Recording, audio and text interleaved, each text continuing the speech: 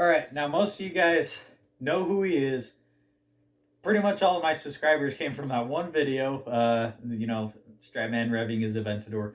Anyways, today we're going to be talking about how he could afford all those cars, how he made it. You know what I have seen him do to push to the next level. I mean, I've worked with the guy. If you haven't seen that video, go check in the description below. I'll link it down there.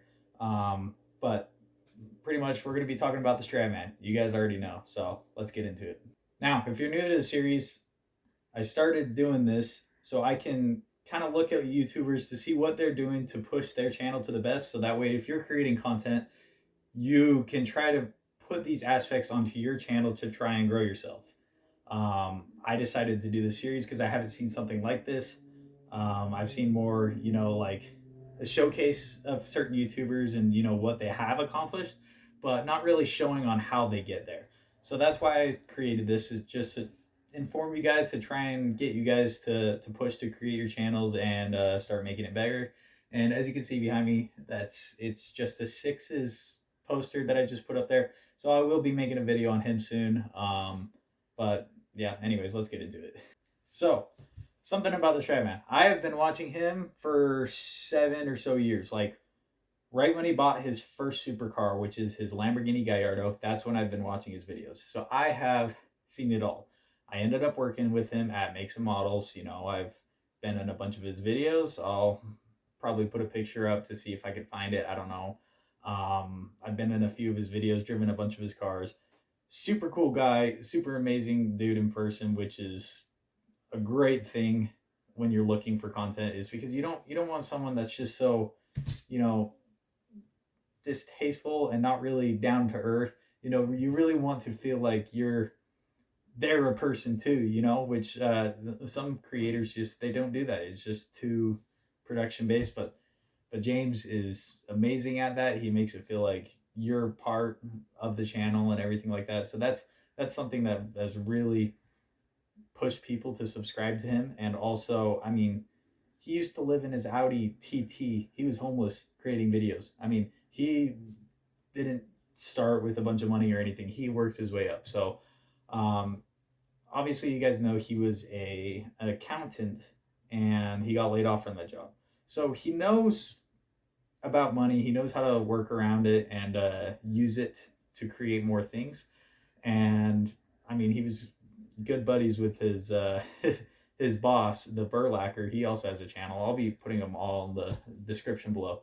But pretty much, he got laid off. They were tight on money, so he wasn't forced to. But then he ended up living with Nick / the Burlacker, or his old boss. So I've met both of them. Super nice guys, amazing people. So yeah, go subscribe to them. Go subscribe to my channel too. I mean, come on, if you're not, most people that watch my videos aren't subscribed. You need to subscribe. Anyways, so he knows a lot about money because he used to be an accountant. And the biggest thing that I've seen him do, which I've kind of done myself in order to get, the Mustang, the truck, and the bike. Truck is, I mean, it's my truck. But anyways, what he did is he would buy cars that were kind of undervalued in terms of what they were selling for. So he would take them and then resell them, clean them up, make them look better or something, and then resell them. That's how he made money, and that's how he got the Lamborghini Gallardo. Now, I kind of do that, but it was more just within myself. It's not 100% a business thing. I started with my first truck, built it up, made it look cool, and then I sold it. Well, I didn't sell that. I actually crashed it, but the insurance actually paid me more for what I bought it for, just because I built it up so much.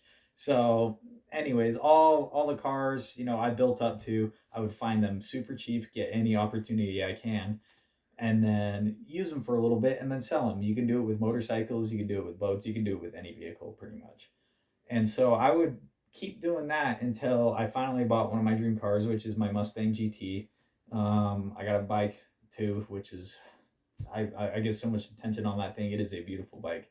And then a truck as well. So I got 3 things at 20 years old. Like, that's pretty good for, I mean, most people. When you watch YouTube, you see all these guys with all these cars and everything, and you just get so used to it. But I mean, I feel like 3 cars, two of them being pretty dang nice. That's I'm doing well off. So that's the biggest thing that he does. Now he's doing it for himself, not really side jobs or anything. He buys these supercars, they go up in value, and then he sells them and buys even more expensive ones. The reason he does that is because when you keep pushing and keep pushing to the next level, those, I call them assets. Some people don't call them assets, but I mean, he got it to Bugatti Veyron. He could sell that thing for $500,000 more than what he bought it for, which is just crazy. So he keeps doing that, and that would just set up his whole entire lifetime. Because if he wants to retire, he just sells a few of those cars, maybe keep some of the less expensive ones, like in the $300,000 range, and he can enjoy those cars just as much as he want. But he would have all this cash saving up, like he's super well off by doing that. And another thing, he's been living with the Burlacker for years, and he's been paying a small rent payment. They've became great buddies, and now he's building a multi-million-dollar dream home that he can stay in for the rest of his life. So he held off for so long, saving his money as best as he can, not paying as much for housing, using the cars as content for his channel, and now he has his dream home. He has one of the sickest YouTuber homes I've ever seen, and it's not finished yet. He's still in the process of building it. He literally just prepared himself for the future. That way, he doesn't have to make any more payments on a house or anything like that, just like insurance and cars, and he can enjoy himself. And so, a lot of people overlook the fact that, he, what are you going to do after YouTube, right? If YouTube doesn't work out, it starts going down. What are you going to do after it? He has been looking at those things, and he has his house set up. He has all these assets, he can sell them and be well off. And that's probably one of the best things you can do. And